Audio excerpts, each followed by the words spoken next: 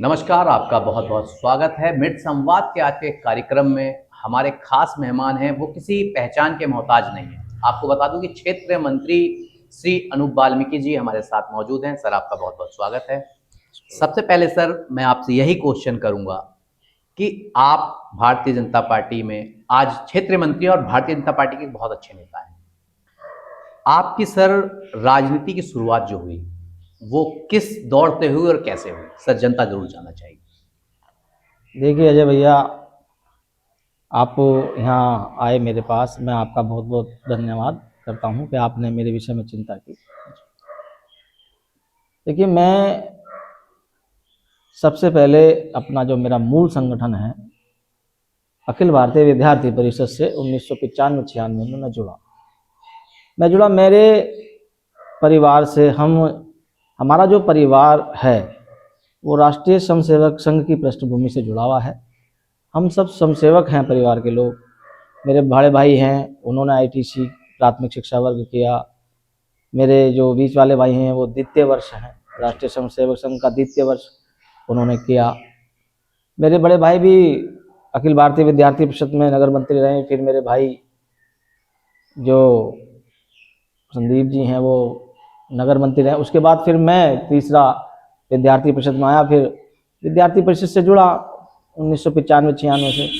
उसके बाद मैं लगातार विद्यार्थी परिषद में सक्रिय रह करके काम किया। मैंने 2006 तक काम करने के बाद फिर मैं भारतीय जनता पार्टी से जुड़ा। अखिल भारतीय विद्यार्थी परिषद से जुड़कर जब हमने काम, वैसे तो परिवर्तन हमारे, जब हम राष्ट्रीय स्वयंसेवक संघ में से जुड़े, हम पारिवारिक, हमारे यहाँ सारे प्रचारक लोग आया करते थे भोजन पर, तो मैंने एक चीज़ देखी जी, जो अनुसूचित समाज के अंदर एक भेदभाव की प्रणाली रहती थी। वास्तव में उस समय समझा, मैं बहुत छोटा था, कि अगर इस देश के अंदर अस्पृश्यता, जातिवाद को अगर कोई मिटा सकता है तो वो राष्ट्रीय स्वयंसेवक संघ है।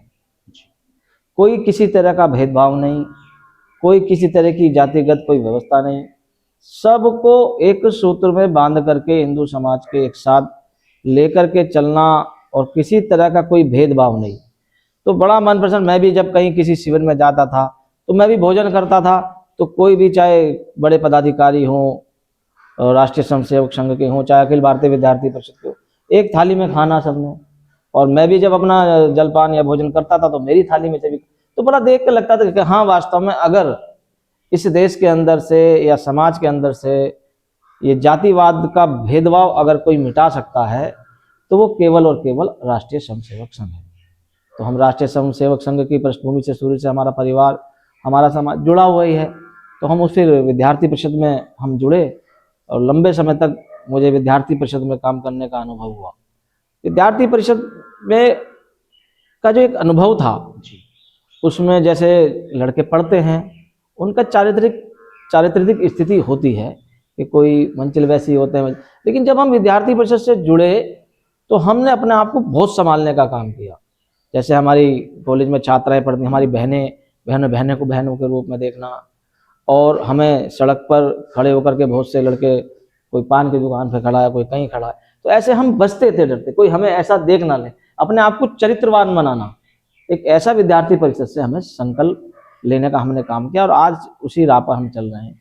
2006 तक हमने कई बड़ी बड़ी रैली की, बड़े बड़े मुझे जिम्मेदारी दी गई, और मैं देखता था कि मैं दलित समाज से आता हूँ और मुझे विद्यार्थी परिषद में महत्वपूर्ण जिम्मेदारी मिली। पहले ही जिम्मेदारी मिलती रही। नगर मंत्री का पद ऐसा होता था हमारे यहाँ, जिम्मेदारी ऐसी होती थी उस समय कि उसके लिए बहुत लड़ाई झगड़े के साथ अपनी सोच लगाना, ये लगाना, और मुझे बहुत कम उम्र में यहाँ नगीना नगर का मंत्री बनाया गया। तो मैंने काम किया, फिर मुझे जिला प्रमुख भी बना, विभाग प्रमुख भी बना, प्रदेश में भी गया। मैं कुछ महीनों के लिए पूर्णकालिक जीवन भी मैंने दिया संगठन को, मुजफ्फरनगर में रहा मैं, तो बहुत कुछ सीखने को मिला। फिर उसके बाद 2006 के बाद मैं भारतीय जनता पार्टी से जुड़ा, फिर जिले का महामंत्री युवा मोर्चा का बना। उसके बाद सीधा मैं फिर भारतीय जनता पार्टी का जिला मंत्री रहा 2 बार। एक बार जब 2019 में संगठनात्मक चुनाव होते हैं, तो हमारे यहाँ आशु वर्मा जी जिला प्रभारी थे, और जिलाध्यक्ष राजीव सिसोदिया जी थे, जी उनके ने तो मुझे पूरे जिले का सदस्यता प्रमुख बनाया गया। तो उस समय मैंने बहुत मेहनत की और लगभग 2,75,000 सदस्य हमने इस जिले में बनाए, पूरे प्रदेश के अंदर। जी हम 5 जिलों में हमारा नाम था। सबसे नंबर 1 पे सोनभद्र था, वहाँ पर माननीय विधायक जी थे, उन्होंने लगभग एक विधानसभा में 1.5 लाख सदस्यता हुई थी।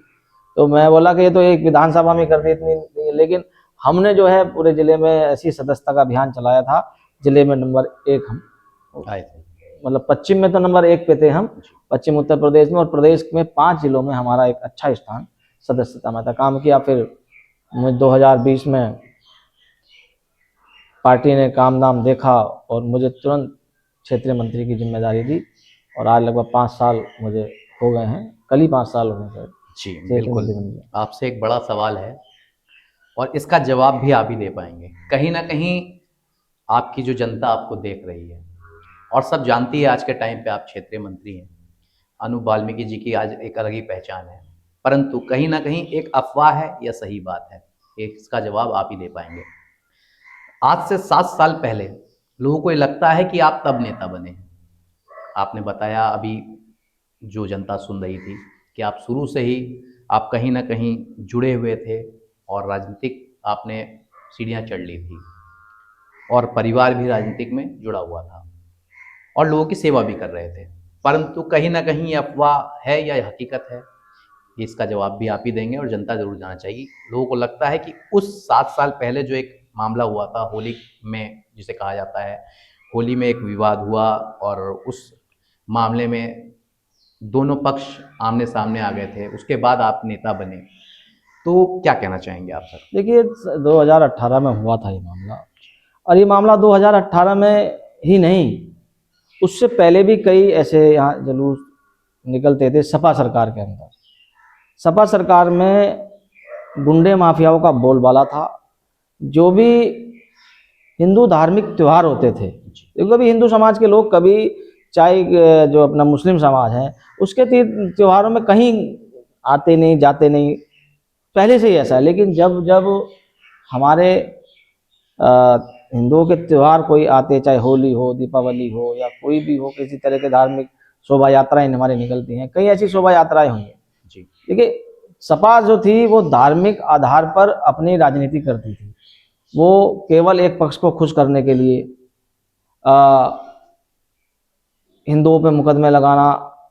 मैं आपको बताता हूँ, कई ये नगीना का पुराना इतिहास है जी या कोई, चाहे रामडोल का जुलूस हो, चाहे होली का जुलूस हो, चाहे और भी कोई शोभा यात्रा हो, उसे रोकने के लिए कुछ गुंडे प्रायोजित ढंग से उन्हें रोकने का काम करते थे, और हम समय समय पर उन गुंडों को, उन भूमाफियाओं को जवाब देने का हम काम करते थे।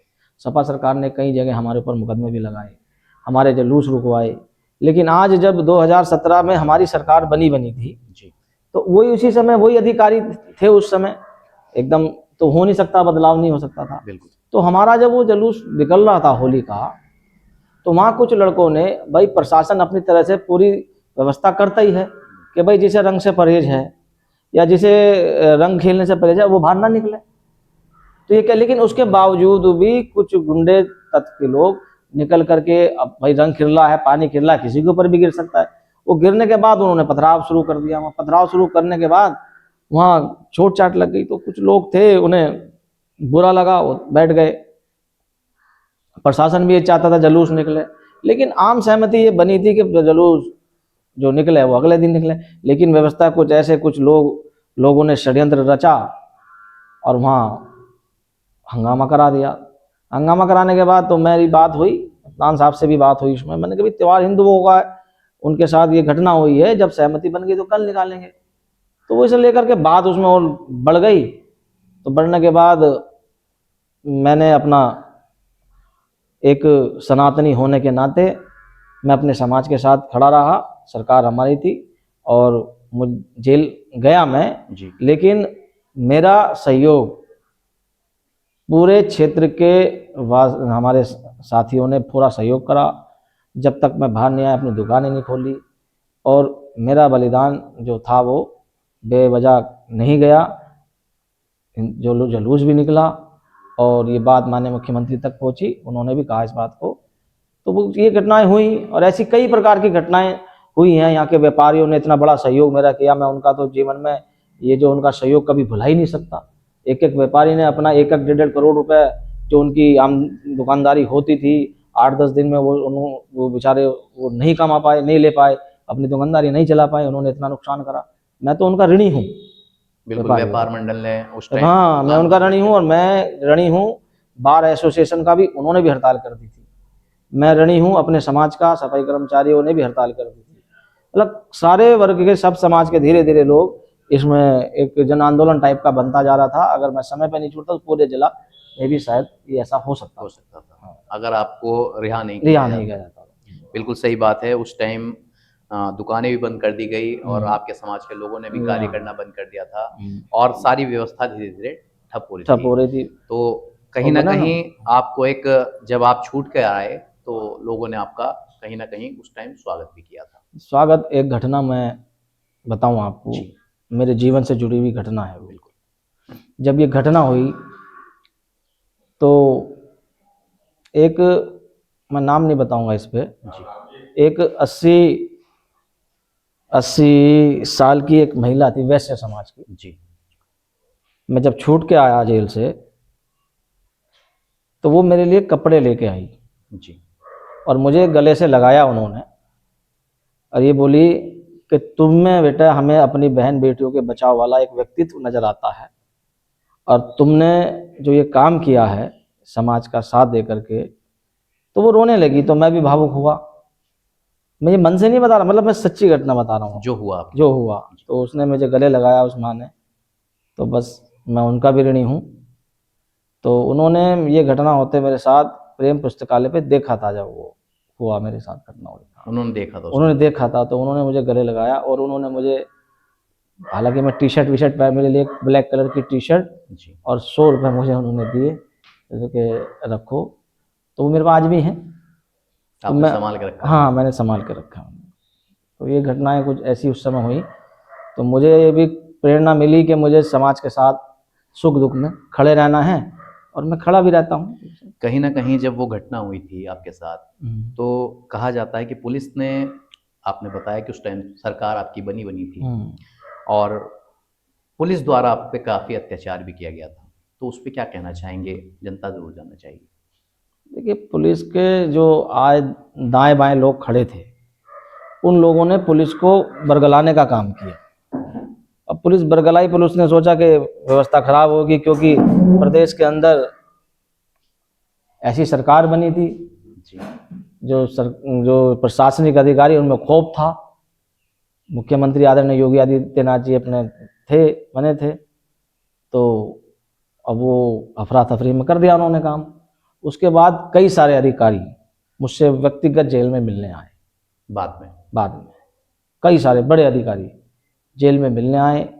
उन्होंने घटना को दुर्भाग्यपूर्ण बताते हुए कहा कि ये गलत हुआ है, ऐसा नहीं होना चाहिए था। अब मैं नाम तो नहीं बताऊंगा उनके, कई बड़े अधिकारी, उन्होंने मेरे लिए जेल में भी कहा, जेल से भी, कि भाई इन्हें कोई परेशानी नहीं होनी चाहिए। उस समय मेरे से लोगों के मिलने की संख्या जब मुझे दिखाई जेल अधीक्षक जी ने, 1662 लोग मेरे से मिलने लगे थे। तो उन्होंने कहा कि भाई अगर ये लोगों का मिलने का क्रम अगर नहीं तो हम आपकी जेल शिफ्ट कर देंगे दूसरी जगह, क्योंकि इतने लोग यहाँ डेली आ रहे हैं और कोई ना कोई कहीं ना कहीं से सिफारिश लगा लेता था, सरकार थी तो उन्हें मिलना देना पड़ता था।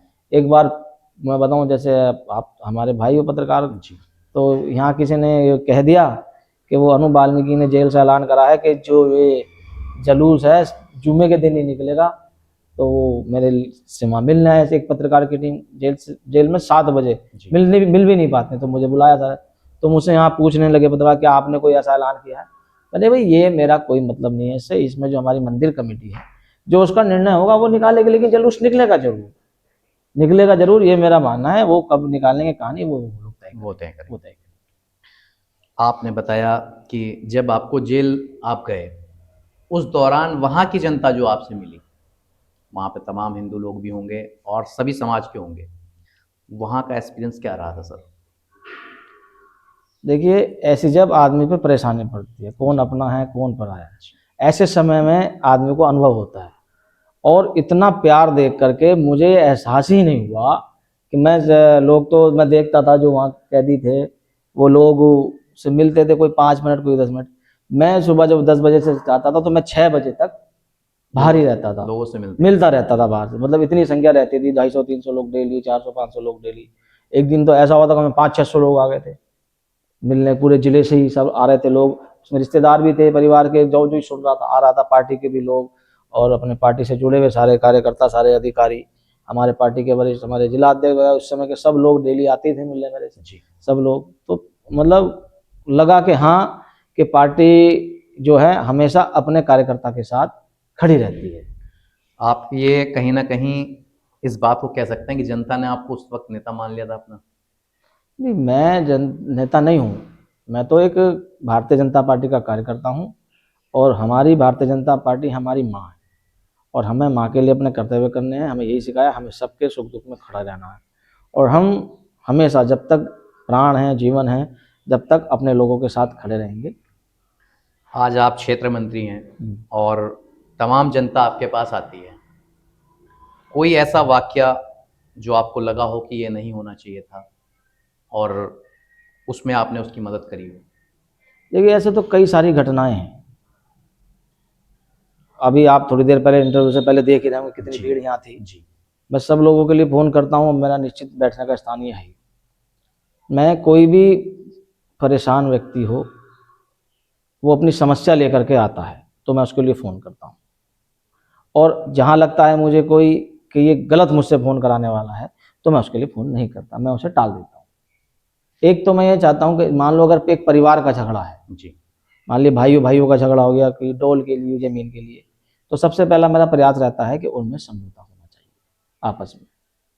ये मेरा प्राथमिकता रहती है। सर, एक सवाल है और वाकई में ये जनता को ज़रूर जानना चाहिए। एक अफ़वाह लगातार ये बनती जाती है और ये हर जगह, हम भी कई इंटरव्यू लेते हैं तो ये बात सामने आती है। मैं आपसे ज़रूर पूछना चाहूँगा, अगर आप इसका जवाब दे पाएँ। कहीं न कहीं कहा जाता है कि भारतीय जनता पार्टी के मंत्री भी या फिर कोई कार्यकर्ता भी पुलिस को फ़ोन करता है तो पुलिस को इतनी छूट दे दी गई है कि वो उनकी भी नहीं सुनते। सर, क्या कहना चाहेंगे? ये एक अफ़वाह, बहुत बड़ी अफ़वाह है ये। देखिए, ऐसा कुछ नहीं है। सर। देखिए, 2017 से पहले समाजवादी पार्टी की सरकार थी। ज़्यादा दूर नहीं जाएंगे, जिले के अंदर आपने देखा होगा गुंडे माफियाओं को जेल से खींचकर, थाने से खींच करके ले जाते थे, पुलिस वालों पर हाथ छोड़ा जाता था।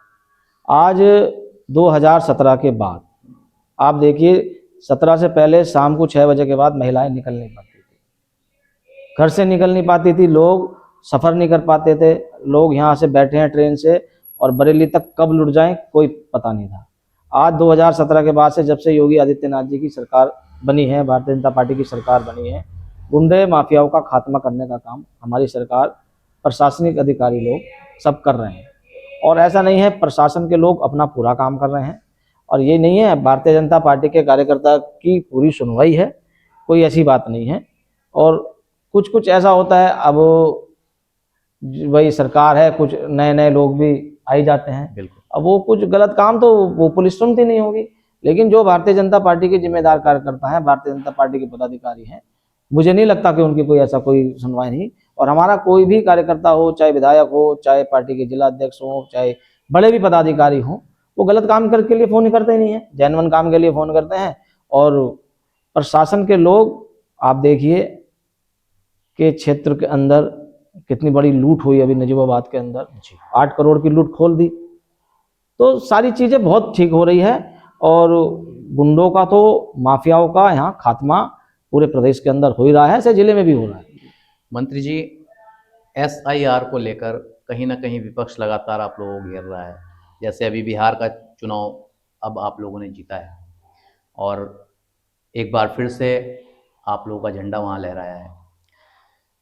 इस पूरे मामले को लेकर कि यहाँ पर भी अब इस तरह का पूरे प्रदेश में और इसे जारी किया जा रहा है, इस नियम को। देखिए, एसआईआर जी। एसआईआर हमारे देश के अंदर पहली बार नहीं हो रहा है। एसआईआर हमारे देश में पहले भी 4-5 बार हो चुका है, हर 10 साल 15 साल, अब ये थोड़ा 10-15 20 साल बाद हो रहा है, लेकिन पहले भी हुआ है। SIR से जो गलत वोट थे वो कटेंगे, एक व्यक्ति का एक वोट होगा, इससे कोई परेशानी नहीं है, सारे लोग कर रहे हैं।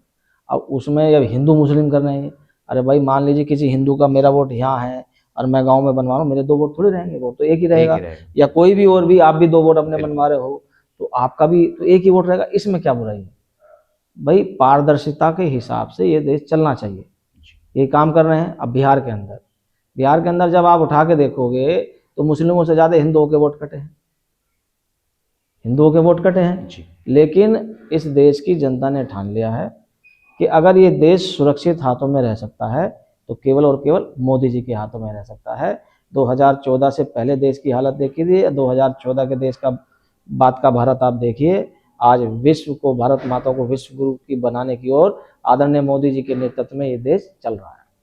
आप हिंदुओं के नेता माने जाते हैं, पंडित धीरेन्द्र शास्त्री जी ने अभी एक यात्रा निकाली, क्या कहना चाहेंगे सर आप? देखिए, पंडित धीरेन्द्र शास्त्री जी एक महान संत हैं और उनका एक सपना है कि सारा हिंदू समाज एकत्रित हो।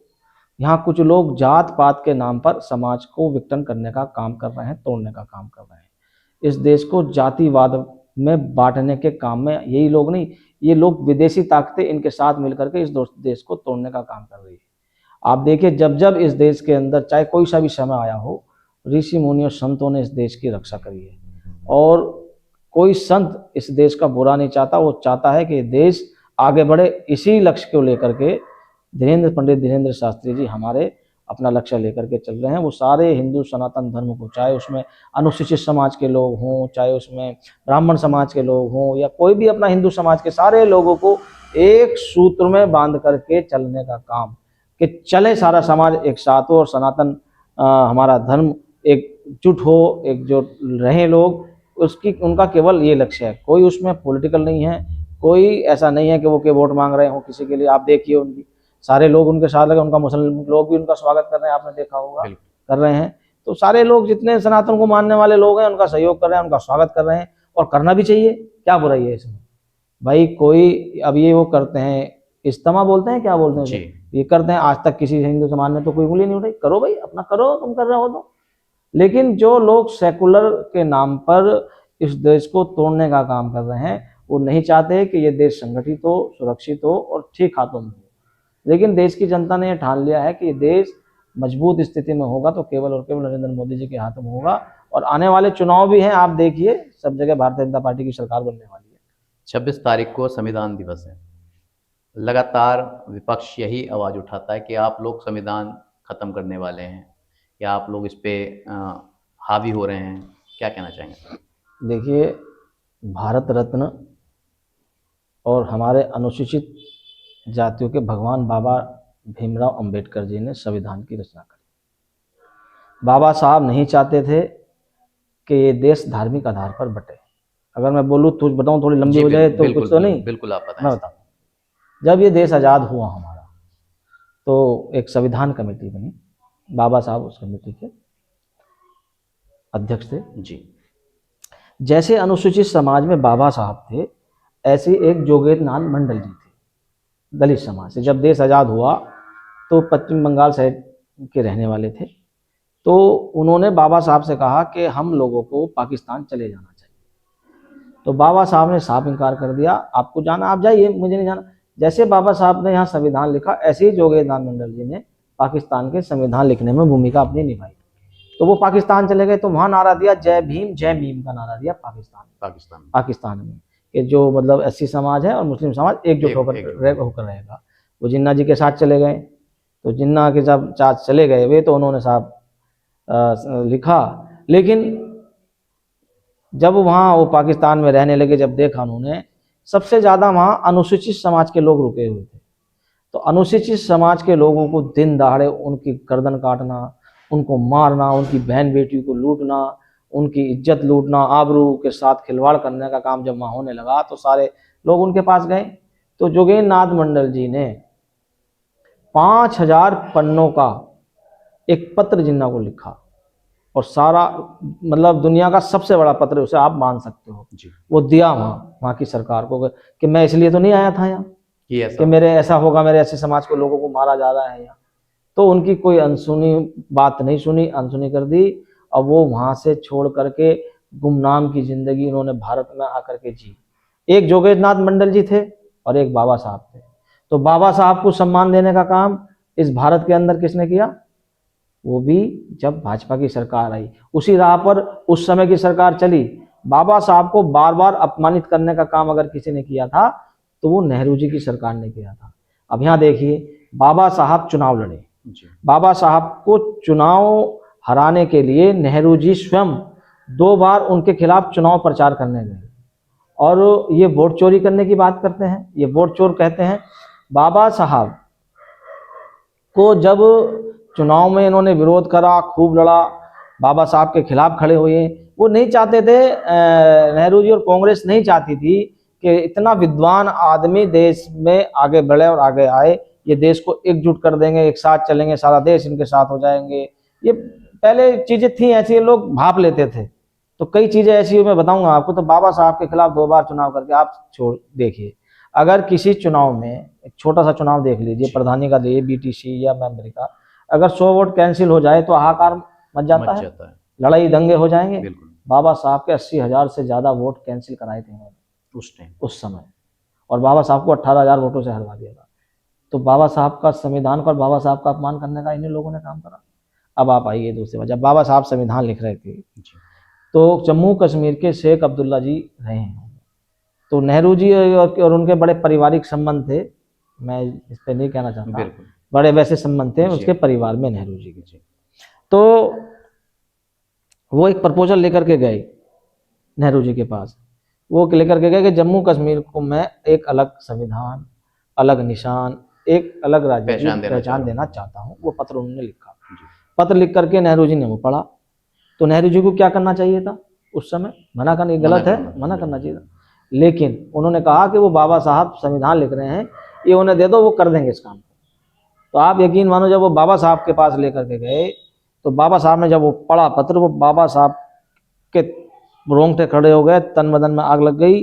उन्होंने उसे पेपर को फाड़ करके शेख अब्दुल्ला के मुंह में मार दिया। ये तीसरा हिस्सा हो जाएगा। वो नहीं चाहते थे, धार्मिक आधार पर पड़े, वो तो सारे भारत को एक सूत में बांधने का काम चाहते थे। सरदार पटेल जी भी उसी, अभी हम मना रहे हैं ना 150 जयंती पद यात्रा के लिए, सरदार वल्लभ पटेल जी ने भी हमारे 550 से ज़्यादा रियासतों को मिलाकर के एक भारत श्रेष्ठ भारत बनाने का उन्होंने जो काम किया, आज उनकी 150वीं जयंती सम्मान समारोह हम मना रहे हैं पद यात्राओं के माध्यम से।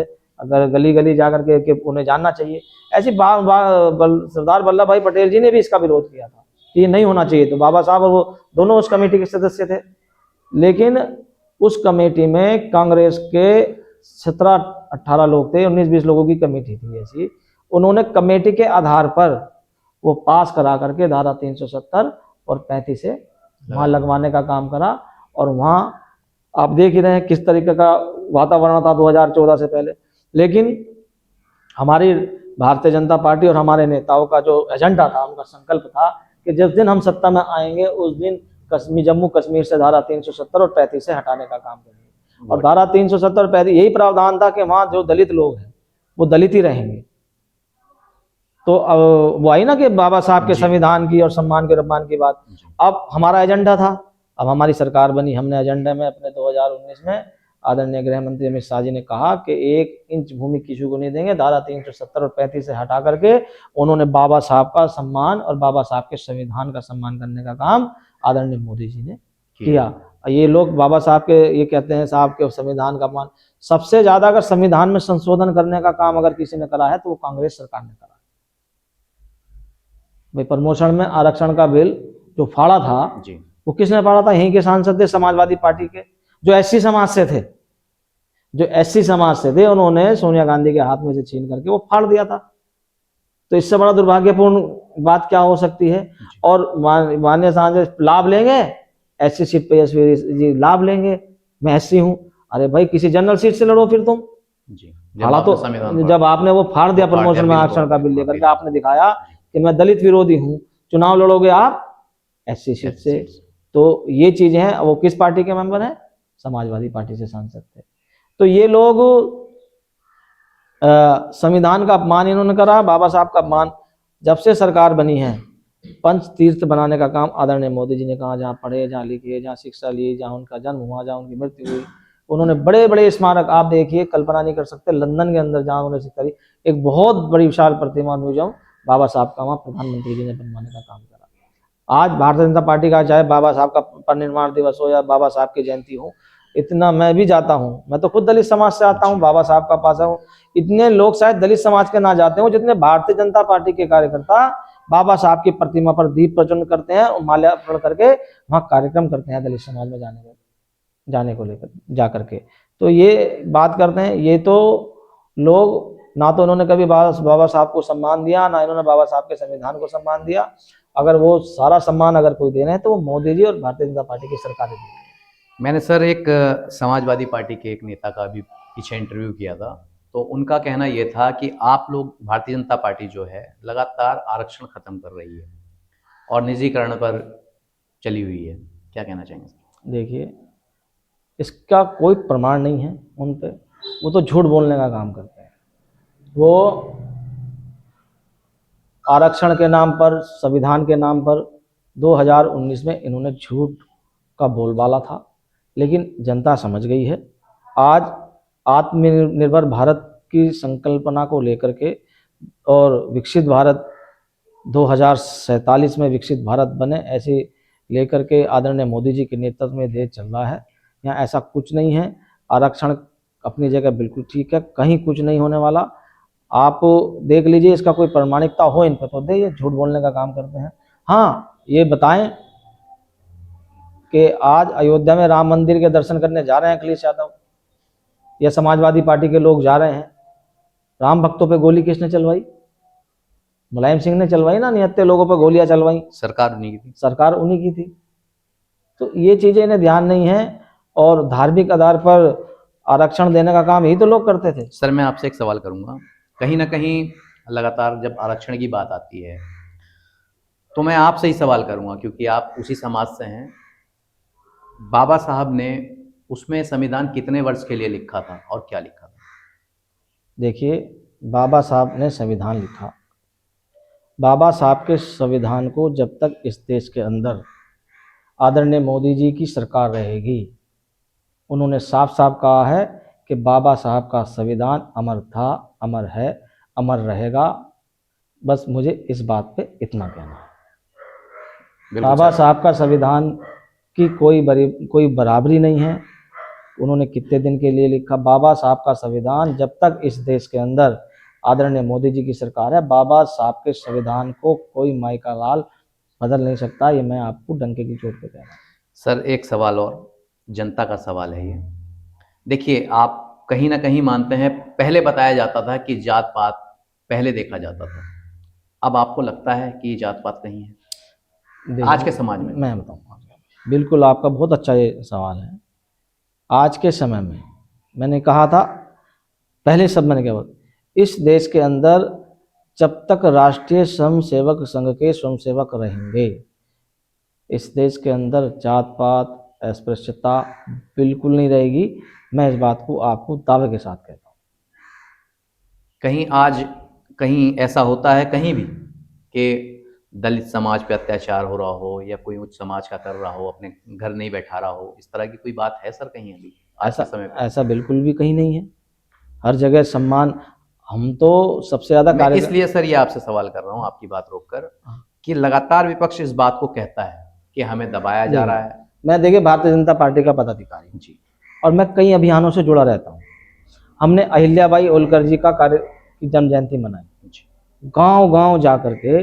अहिल्याबाई होलकर जी के विषय में लोग ज़्यादा जानते ही नहीं थे कि अहिल्याबाई होलकर जी कौन थी, कैसी महिला थी, उन्होंने क्या करा, कितने मंदिरों का उन्होंने पुनर्जीवन दिया, उन्होंने कैसे कैसे रियासत में जा करके, मतलब कितने बड़े क्या संघर्ष किया।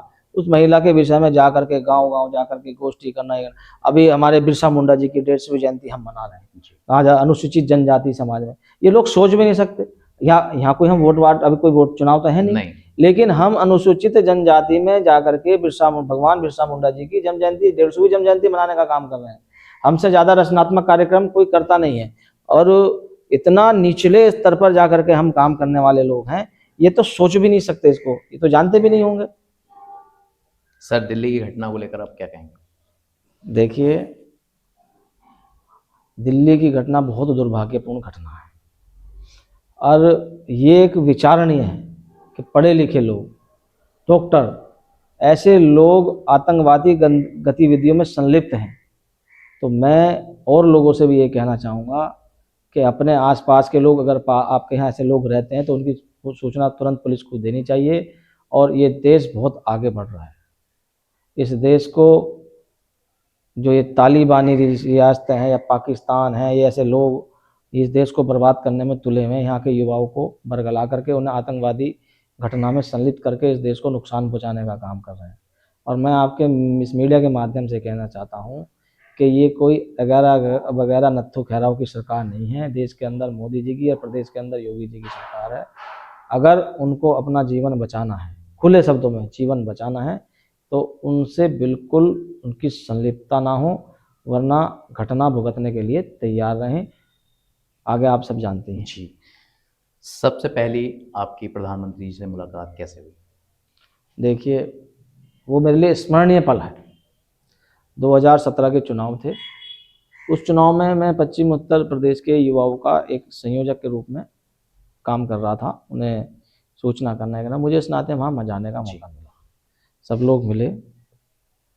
तो जैसे ही वो हेलीकॉप्टर से यहाँ उतरे बिजनौर में मैं मिला उनसे, तो मिलते आ रहे थे तो परिचय हुआ वगैरह।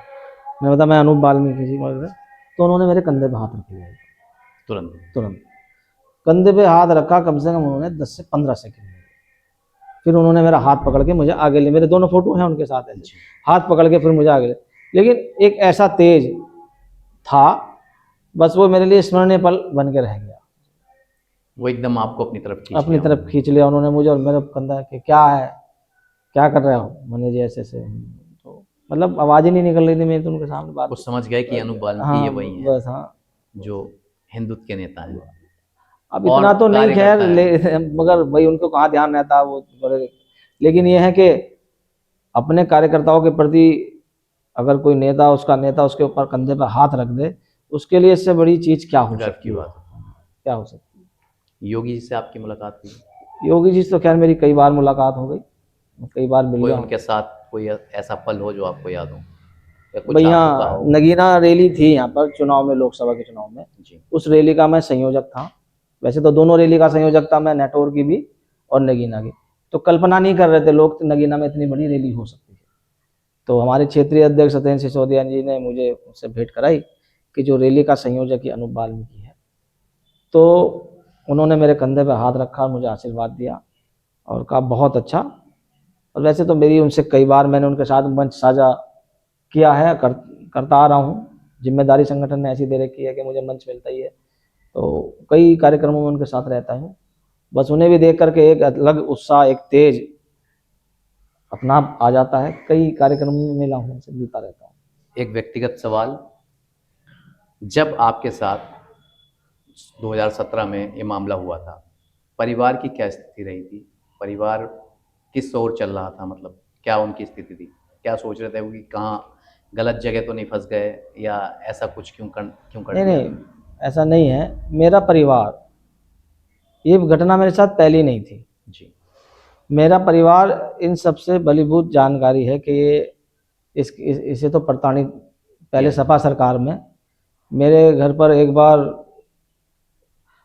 समाजवादी की सरकार में 5 थानों की पुलिस मेरे घर आ गई थी मुझे अरेस्ट करने। ऐसा क्यों? एक घटना हुई थी, एक हमारे यहाँ संत रहते थे, उन्हें कुछ लड़कों ने मारा था, उनके ऊपर तमंचा रख दिया तो मैंने मेरा भी बचाव किया और हुआ, कुछ झगड़ा वगड़ा हुआ था। हालांकि मैंने किसी को टच भी नहीं किया था, लेकिन वही कि पूरे सब लोगों ने मुझे खिलाफ रिपोर्ट दर्ज करा दी कि उसने ये घटना करवाई है। सरकार समाजवादी की थी। अब सारे थानों की पूरी एक पीएससी ट्रक मेरे यहाँ कर भेज दिया, पीएससी भी आ गई थी। तो मेरा समाज हमेशा मेरे साथ खड़ा रहता है। उस समय हमारे राष्ट्रीय संघ स्वयंसेवक भी, विद्यार्थी परिषद के भी, और समाज के सारे लोग, हिंदू समाज के लोग सारे मेरे घर ही आ गए थे। तो मुझे किसी ने अरेस्ट नहीं होने दिया था। सब सारे संत खड़े हो गए थे आकर के यहाँ उसी समय। और उस समय मेरे यहाँ जो अपने काशी, अब शायद गोरखपुर प्रांत के सह प्रांत प्रचारक हैं, यानी काशी के हैं शायद, जी। मुनीष जी भाई साहब यहाँ जिला प्रचारक थे। तो मेरे यहाँ उनका उस समय भोजन था, उस समय जो पुलिस आने से पहले। उन्हें पता भी नहीं था? उन्हें पता नहीं था, मैंने बताई उन्हें, भाई साहब ऐसे ऐसी बात हो गई। तो उन्होंने कहा चिंता मत करो, कुछ नहीं होगा। मेरा पूरा सहयोग उन्होंने किया था। मुझे टच भी नहीं कर पाई थी पुलिस, सरकार दूसरी थी, लेकिन संगठित लोग थे, सब लोगों ने कहा कि कोई आतंकवादी थोड़ी है इतनी पुलिस। तो ऐसी घटनाएं मेरे साथ कई बार हुई, मेरे ऊपर मुकदमे भी लिखे गए हैं, सरकार ने कुछ वापस भी करे हैं, करेगी हैं, समाजवादी पार्टी में हुए हैं। तो पुलिस का आना जाना, ये जमानतें कराना, वो इससे पूरे वाकिफ थे, उन्हें पता है कि ये गलत तो कुछ करता नहीं होगा, कुछ नहीं, लेकिन ये डर वो तो रहता ही है आदमी में। वही परिवार में पुलिस या थाना या जेल जाना परिवार के लिए बड़ा एक असहज पल होता है कि जेल गया तो भावुक रहते हैं लोग। आप भारतीय जनता पार्टी के, आपने कहा शुरू में ही कि मैं कार्यकर्ता ही हूँ और कार्यकर्ता बनकर जीवन भर काम करूँगा। आपको जनता अपना नेता मानती है, कहीं ना कहीं आपने जो व्यक्तिगत बताया वो भी जनता सुन रही है। आप हमारी बिजनौर की जनता को और पूरे प्रदेश की जनता को क्या मैसेज देना चाहेंगे सर? देखिए, मैं सभी अपनी नगीना की जनता, जनपद बिजनौर के प्रदेशवासी इतना कहना चाहूँगा कि आप सब लोग इस समय सुरक्षित हाथों में हैं। प्रदेश के अंदर आप योगी जी के नेतृत्व में हैं, देश के अंदर मोदी जी के नेतृत्व में। हमेशा उनके साथ खड़े रहिए। आपका भविष्य, आपके बच्चों का भविष्य, आपके समाज का भविष्य, आपके जनपद वासियों का, प्रदेशवासियों का, देशवासियों का भविष्य सुरक्षित है। और ये जो अभी आपने हमारी SIR की बात चल रही थी, आप लोग अपने घर के आसपास के जो संदिग्ध लोग रहते हैं, ऐसे लोगों के वोट ना बने, ऐसे लोगों का पता तुरंत पुलिस प्रशासन को बताएं। जो वोट गलत हैं उन्हें कटवाएं, जो सही हैं उन्हें बनवाएं। तो सरकार के साथ चलें, प्रशासन के साथ चलें और प्रदेश में योगी जी और देश के अंदर मोदी जी का समर्थन करते रहें, तभी ये देश परम वैभव तक बहुत जल्द पहुँचेगा। मेरा इतना ही संदेश है। 2027 में चुनाव फिर से आने वाले हैं विधानसभा के। नगीना की बात मानी जाए तो कहीं ना कहीं चंद्रशेखर भी यहाँ, चंद्रशेखर जी भी आ गए हैं, सांसद हैं, और समाजवादी पार्टी भी। लगातार आप देखते हैं कि भारतीय जनता पार्टी को लोग, अब हम इस बात को नहीं कहते कि नकारती है, क्या करती है, परंतु उन्हें वोट जो होते हैं वो कम मिलते हैं। उसके लिए सर आप कुछ कहना चाहेंगे? देखिए, भारतीय जनता पार्टी का कार्यकर्ता अपने पार्टी के लिए हमेशा काम करता रहता है, लेकिन यह समीकरण कुछ ऐसा है कि सरकार अपने काम में कोई कमी तो कर नहीं रही है। भाई, सरकार का कोई भी योजना हो वो तो ना धार्मिक आधार पे है, चाहे आयुष्मान की योजना हो, राशन की योजना हो, सभी वर्गों को उसका लाभ मिल रहा है। और कोई भी ऐसी योजना सरकार की धार्मिक आधार पर नहीं है। लेकिन आपने बात जब पूछी है तो भाई मैं कहूँगा कि जो हुआ चल रहा है, लेकिन आने वाले समय में मैं सब लोगों से अपील करूँगा कि सरकार ने सभी वर्गों को, चाहे वो मकान आवास की योजना हो, गैस सिलेंडर की योजना हो, राशन की योजना, आयुष्मान की योजना गिनाने लग जाऊँगा तो सुबह से शाम तक हो जाएगी। आप सब लोगों को उसका लाभ मिल रहा है। तो मैं सबसे अपील करूँगा कि सब लोग जातिगत भेदभाव को छोड़कर हमारी पार्टी के साथ चुने। जिसे भी पार्टी टिकट से चुनाव लड़ाए, पार्टी का सिंबल है कमल का फूल। हमारा तो, हम तो यही कहते हैं कि जहाँ भी चुनाव लड़ते हैं हमारा प्रत्याशी तो कमल का फूल है और हम सब लोग लगते हैं। तो सब लोगों से यही कहूँगा मैं, भाई भारतीय जनता पार्टी के कार्यकर्ता कोई ऐसा तो नहीं है चुनाव में रहते हैं, हम समय समय पर गाँव में भी जा करके अपने कार्यक्रम करते हैं, लोगों की समस्याएं सुनते हैं, बूथ पर जाते हैं।